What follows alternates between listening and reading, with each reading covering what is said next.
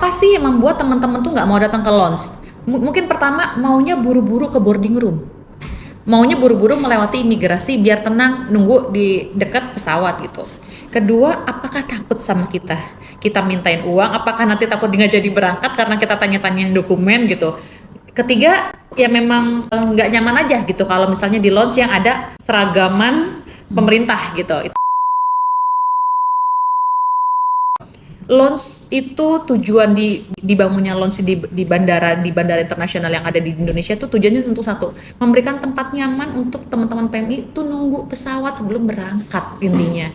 Jadi nggak usah khawatir ketika masuk ke launch itu nanti diminta duit, no, semuanya for free miss. Kita emang nggak menyediakan makan besar ya, kita menyediakan snack-snack jajanan warung lah ya gitu. Jadi biar mereka nyaman gitu, kopi, teh, air putih boleh ambil sendiri self service gitu.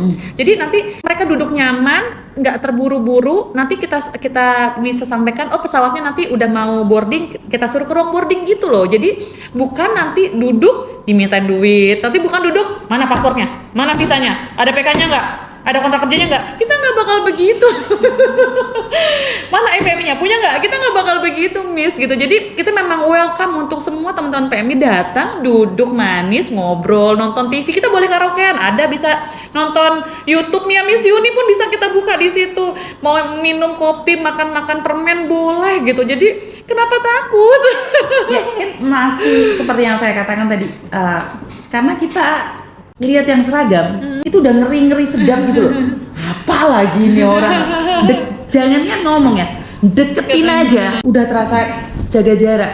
Kita bukannya baper ya, karena mungkin banyak image yang ya kenapa saya bilang BP2MI, BP3MI ini hebat karena kalian berani muncul di sosial media, di mana sosial media itu sekarang itu masih ngelihat kalian tuh berseragam.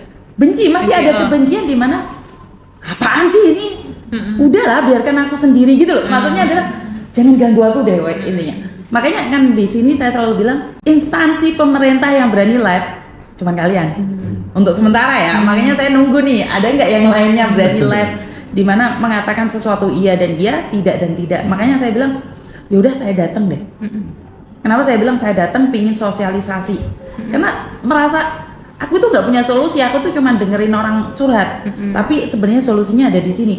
Sebelum terbang gak usah takut, nih loh ada tempat. Oke, setelah pulang nih, ini loh ada tempat. Jadi nggak cuma telepon saya nangis gitu loh. Ini saya nggak bisa terbang nih karena ditanyain ini itu. Lagi giliran dideketin pegawai minta uang lagi. Karena memang ada. Oh iya. Memang ada yang minta amplop putih. Yes. Saya ada buktinya. Jadi kenapa saya bilang saya berani datang ke Jakarta untuk mengecek pribadi saya karena image-nya instansi itu sangat sulit sekali diubah ya.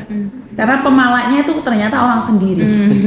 Makanya saya bangga kalau gini kan memang nyata buat masyarakat. Saya pulang, saya habis topo itu kan mengeluarkan ilmu tuh. Makanya ntar saya ngoceh di sana kan bisa benar-benar ini loh, carian ini loh.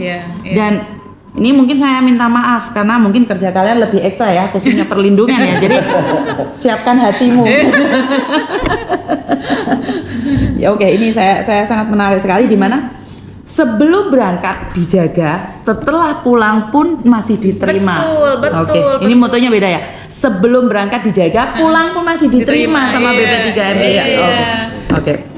Jadi kalau kita selalu menginformasikan sama teman-teman pada saat OPP atau sosialisasi ya Miss, maksudnya gini, perlindungan yang akan diterima oleh teman-teman PMI yang berangkat secara prosedural itu ada di 3 step. Sebelum kita pasti melindungi mereka, kita cover sama BPJS, kita berikan pelatihan OPP sebelum berangkat, kita pastikan dokumen semuanya lengkap gitu. Kemudian pada saat mereka bekerja, mereka ada perwakilan yang akan menjadi naungan mereka ya kan, perwakilan itu akan memberikan perlindungan kepada mereka. Kemudian pas pulang masih ada kita, masih ada di cover BPJS sampai 1 bulan ke depan. Kalau kecelakaan, kalau sakit masih ke cover BPJS 1 bulan ke depan, dan kita punya banyak program yang bisa yang teman-teman datang yang seperti tadi saya bilang pemberdayaan yang bisa dimanfaatkan seperti itu. Jadi perlindungan menyeluruh sebelum, selama dan setelah mereka menjadi PMI itu beneran dilakukan gitu, beneran ada dan nyata gitu. Saya akan sosialisasikan dan dan jangan sakit hati kalau dikritik, karena saya pribadi itu sebenarnya saat ini saya pulang ini banyak sekali kasus yang saya tidak bisa tangani, karena saya selalu bilang bahwa saya itu pribadi. Jadi kalau mungkin pemerintah kritikannya lebih parah lagi, dan karena memang Jawa Timur yang paling besar, jadi mungkin harus siap kritik itu aja deh. Kita akan selalu siap menerima kritik dan saran, tetapi tidak menjatuhkan. Bukan fitnah. Yes, gitu. Jadi saya selalu sampaikan gitu sama masyarakat pada saat sosialisasi, teman-teman juga gitu. Boleh kalau ada saran, kritik atau apapun terkait dengan kinerja kami di BP3 atau P4, silahkan sampaikan. Tetapi bukan menjatuhkan dan tidak menyerang personal. Betul, gitu. betul. Jadi kayak kita tuh kita menangani kasus misalnya gitu, kita bukan lambat, tadi seperti yang saya bilang kan, semuanya butuh proses gitu, terus tiba-tiba lama segala macam gitu. Nah itu kan menyerang sesuatu yang tidak berdasar. Nah ini adalah kelemahan masyarakat kita. Betul. Di mana saya sendiri juga ya, padahal saya kan bukan siapa-siapa, mereka pun akan menyerang, tapi itu saya terima. Karena apa? Karena sekali lagi mereka kan tidak tahu nih prosedur, dipikirnya yang dijaga cuma satu orang. Kan saya selalu bilang, iya, kalau saya kan bisa ngomong kasar ya, karena saya adalah pribadi, saya kan bilang, Mbak, kamu itu bukan saudaraku, ya tunggu dong. Kan yang saya harus nyerahin ke atasan.